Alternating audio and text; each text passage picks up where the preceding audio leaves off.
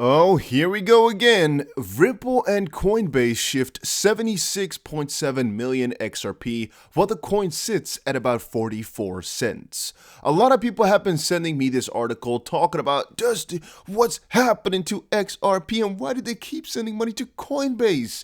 Are they planning some sort of dump or something crazy? Let me tell you about that in this video. Plus, of course, a lot of other crypto news. You see it right here at the top. I'm showing you guys this up front all the time. We have a lot of cool stuff to cover today, all right? So stick around and make sure you press the like button if you want to help out with the YouTube algorithm. I think it helps a ton.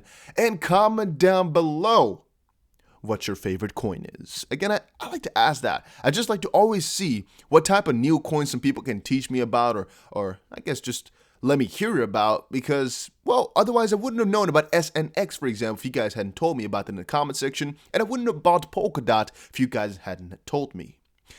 But this article, though, again, is talking about XRP being sent over to Coinbase. Here we can see about 50 million XRP has been transferred, and I want you guys to know this from now into the freaking future, that this does not mean something big is going to happen.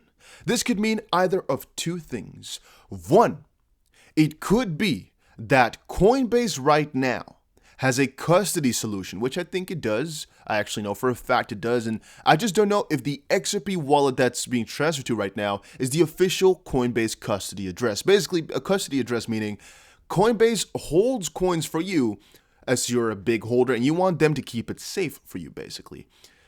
So what these guys are doing is, if it were to be to a normal exchange, right? If this were to be from a wallet to an exchange, it would usually be people being scared right now and them thinking that they're transferring to an exchange because they want to sell the XRP. In this case, though, it mostly just means they're taking it from whatever wallet they had before to another wallet held by Coinbase without the intention to sell it necessarily, because, hey, you cannot even sell it on Coinbase. Unless it could actually be a negative thing because they're selling it over the counter, or basically they're selling it with a personal agreement with Coinbase. Think about it this way. Coinbase can actually get an agreement with you to buy this XRP from you at a certain rate without being able to be sued, basically, because they have a personal document written to basically get this transaction going on. This is not for everybody, though, as you most likely can't get this done unless you have a lot of money. A lot of money. But think about it. Don't you think if there's really big clients having $20 million that they want to quickly trade, that Coinbase is just going to let that slide? No. They want to keep their whales happy. They want to keep their bigger guys in there, and personal agreements can be done. If they have to do this for every single $5 trade, it's going to be very difficult. And they can't just put a rule book like that, because people will always claim that Coinbase willingly messed them up, basically, even if they have a big disclaimer that they're not responsible for it. So lawsuits might still hurt their name. These personal trades potentially could actually still be something good. And it also shows that Coinbase is still offering XRP as a custody solution. They don't personally think as well that this could harm them for holding the XRP for others, which I guess is another nice part, I guess, possibly, because it's in their wallet. And as you guys know, and as well as I know, not your wallet, not your money. But again, that idea shifts sometimes when you're talking about large quantities and safekeeping, basically. Because, I mean, if your money's in the bank, it is definitely your money still because it's your name, right? In a different end, though, you don't have access to it because if the bank goes, your money goes. That's the same thing kind of for Coinbase. It is kind of the bank that you're using in this case. And the other transaction here, it is transferred from Ripple to unknown wallet. You won't know what it's for, so stop speculating. You will not know. So if you ever see a whale alert here about XRP, you can already know, you can already almost tell for certain that you cannot really derive exactly what this is being done for, all right? Just go on from the fact that you cannot really know and just accept it. Just be happy that you're seeing a lot of activity on the platform. I mean, Aave and Atom are also taking over with a lot of more volume than they used to have. And on that note, Aave records new TVL of almost $5 billion as its token breaches 520 bucks. Damn, this is one of my most profitable coins and one of my most hateful coins because I lost out a lot of money for it. But I still love it, and I still bought a little bit more at about $480 or so. That's mostly because I messed up my $295 buy order, but Yeah, I just wanted to have some, I just wanted to be at least in Aave. And as I said before, if you just buy every single week or almost every single day like I do, then it doesn't really matter if one of your purchases is a little bit higher in price. It doesn't really matter. I just keep stacking my coins.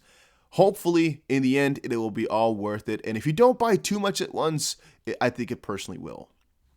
PayPal launches business unit dedicated to crypto. We all know PayPal is expanding in the cryptocurrency side as they also saw a huge amount of people just going into crypto just after they announced that it was a thing over there. There's just a ton of people coming on in and they want to capitalize on that too. And they have now launched a new business unit dedicated to crypto services. The company's CEO Daniel Schulman announced it this week.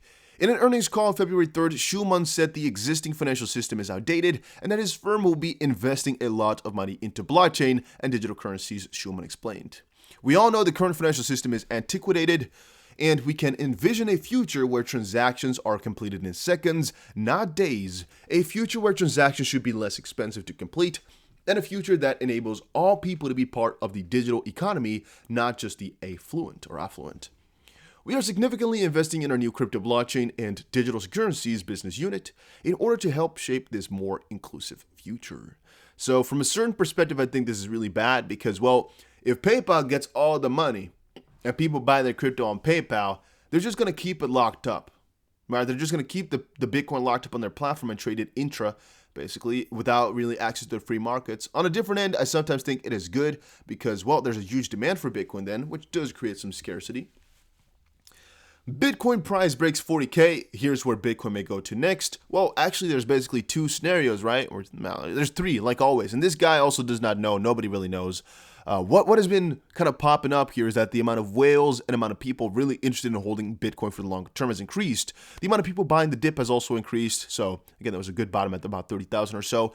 And yeah, either we're going to go to all-time high or we don't. That's basically what any man can tell you right here. There's some good, really big odds, yada, yada, yada, for Bitcoin to go to all-time high, but nobody really knows for certain. What we do know for certain, though, is that this is definitely not the highest point that Bitcoin will ever go to. And yeah, one of the biggest theories I've seen was Bitcoin is going to either touch its all-time high and breach it fully, or in this move, because we're at 40,000 right now, we're going to go to 42,000, it's going to hit it and then fall back down to about the previous support, which is either around $40,000 or the really previous one, which is around 34,000 or 34 to 36, something like that. And again, people keep speculating and have different ideas, which is why you cannot trust these guys. Somebody says here, Denis Vinokurov, head of research at Bquant's crypto trading and brokerage platform, said that Bitcoin staying below 38,000 for a long period showed efficient price discovery, which in the past led to a sharp reversal due to lack of price information. He further added that once the $40,000 level breaks, what happens next will be hard to predict. There is little information to go on since the previous highs are the natural go-to level, but after that, anything goes, and the next move is anyone's guess, which is really what I agree with. Future, though, again, huge prices for Bitcoin are in, at least in my trajectory. Charles Hoskinson said, which is the Cardano founder, by the way, Cardano will kick Ethereum 2.0's ass. He's also Ethereum founder, by the way, a co-founder of Ethereum and a co-founder of Ethereum Classic, if you were wondering. According to Charles Hoskinson, Cardano is superior to its biggest competitor, Ethereum 2.0, in all respects. The biggest problem of Ethereum 2.0 is the lack of on-chain governance. And even though I don't want to get fully into this today, as it's a pretty technical story and a longer one as to why I think Cardano will beat Ethereum in almost any way, shape, or form, Cardano's advantages are higher TPS, proper on-chain governance, and more developers, or actually, in my opinion, a more active and more interactive developer community as well. Even though Ethereum will most likely have more developers if you start to think about the real numbers, if you look at the real developers that are adding to it, I do think Cardano has a lot more, but mostly a lot more appeal to a lot of them is the way I should say it. So even though Ethereum right now is way bigger, I do think a lot will transfer over to Cardano. But that's again in due time. It's also why they're breaking all these limits right now. We've been talking about Cardano for years, guys. It's one of my best currencies. I remember mainnet a long time ago, but actually not a long time ago. It's like, it feels like a long, but it also feels kind of short. It's really strange, but it's just some of the most exciting things are happening right as we speak right now. Cardano's getting big. Then, Elon Musk, I want to talk about this further in the future, but for right now, this is good enough. Elon Musk has shilled Dogecoin once more. He basically asked on Twitter, as future currency of Earth, which one would you pick? Dogecoin to the moon or all other crypto combined? And a lot of people were going for Dogecoin here, a lot of people were memeing around, but it basically also sparked a little bit of Dogecoin enthusiasm.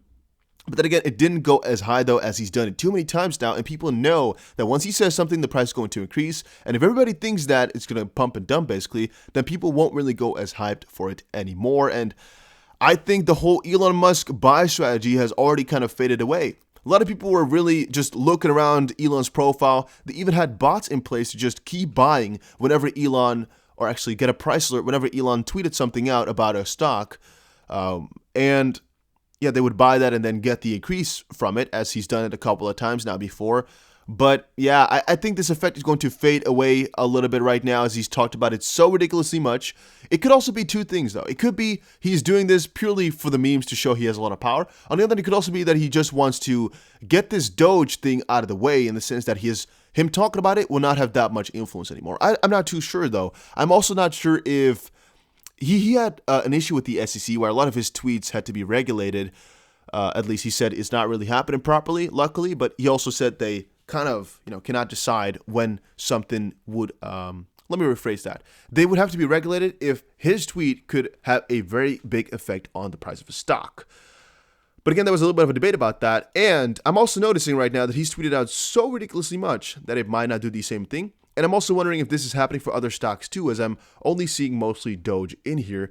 Point being, Doge is not pumping as much anymore, as the first time it went to about 8 cents. Right now it's only going to like 5 or so, as the effect is wearing off. And the question is a Elon Musk buying strategy going to be worth it? And is he damaging or doing something good for this space, as he might actually make it so that tweets about a crypto are not that big anymore, as he's really saturated the whole space, so it might be something really nice for crypto. It might also be something bad, because it does show one little man's tweet can really just break the entire crypto market like that.